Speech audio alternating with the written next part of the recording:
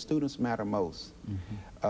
Despite how the campus looks, and obviously, if you come on that campus now, it is a beautiful campus. I mean, we have incredible buildings, but again, people make up a campus, students and faculty.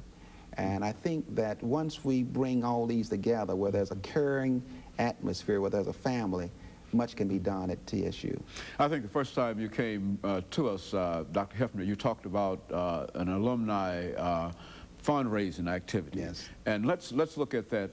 What have you done in reference to that, and what are some of the prospects, and what are some of the needs that you have? In addition, while you speak of that, also include some information about scholarships and the need that you do have for scholarships at Tennessee State University. Let me talk about scholarships first. Thanks to the Board of Regents, we can now bring in students from outside of Tennessee who are honor students and provide them with an out-of-state tuition waiver. That gives us an opportunity to compete for the best and the brightest. We have the presidential scholarship, and that scholarship is only for residents of Tennessee. We have the university scholarship, and here's where we have to raise money among our alumni to bring young people in from the outside. I think our alumni, they've done a very, very good job. And since I've been at TSU, we have been raising, our funding has been well over 1,000% when I came in, and that is tremendous. Last year, we raised about $300,000-400,000. This year, our goal is $500,000, and fortunately, we received a $50,000 grant from a foundation to bring someone in specifically to raise money amongst the alumni.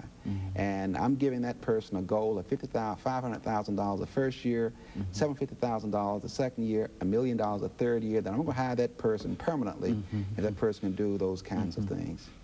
You know, when you talk about scholarships and endowments and et cetera, how do you see your relationship with the corporate community here in Nashville, and what are some of the things that you would wish could happen in terms of that relationship? Well, we have, I established when I came here a President's Advisory Council comprised only of CEOs. I did that when I was president of Jackson State, and they stayed with me for 7 years. One thing I know about business people, they're bottom line. If you're doing something, they'll stay with you. And this advisory council has stayed with me for 4 years now. We meet from 7:30 to 8:30 quarterly. And this is and I haven't asked them for a lot of money, because what I want them to do is to get to know Tennessee State University. I found that if they become quite familiar with what we're doing and buy into what we're doing, they are likely to assist us down the road. And so right now, I'm having them to assist me, counsel me, and things of that sort. And I'm sure that on their own, in their own way, they'll be of assistance down the road. I think you've already mentioned the athletic program with the appointment of Mr. Howard Gentry, Jr., but there's much more in terms of the achievement of that program compared to that program when you first came 4 years ago. Let's give us, our audience, an overview in terms of some of the things that have happened since you became president at Tennessee State University in the athletic area. Well, we are proud of the fact that we have done very well in the Ohio Valley Conference. We're the only African-American institution in the United States in an all-white conference. And for the last 2 years, we've won the conference championship and/or the tournament championship. And we've gone to the NCAA twice. The men's team 2 years in a row, our women's team this year. It's unusual to send two teams, a women's team and a men's team, to NCAA, but we did it this year, this past year. We expect a pretty good year again in basketball. We kind of expect a pretty good year in football. We hired a football coach who was the winningest football coach in the history of South Carolina State, the winningest football coach in the history of Savannah State. And he beat the great John Merritt. And so I said, anyone who can win over John Merritt ought to be at Tennessee State. So Bill Davis is our football coach at the university. Our first game is coming up soon with Middle Tennessee State University. It's at Hale Stadium, the place that we call the Hole.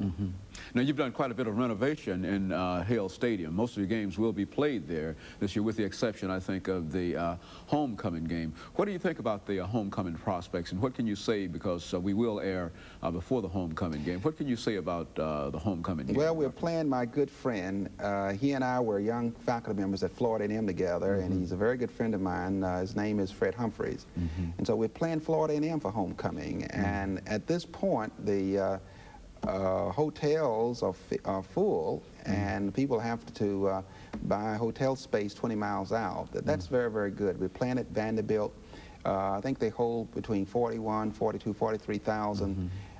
We usually, when we play Florida A&M, we usually average between 55 and 58,000 when we play in Atlanta. So we expect to have 10 to 12,000 more people than what Vanderbilt can hold.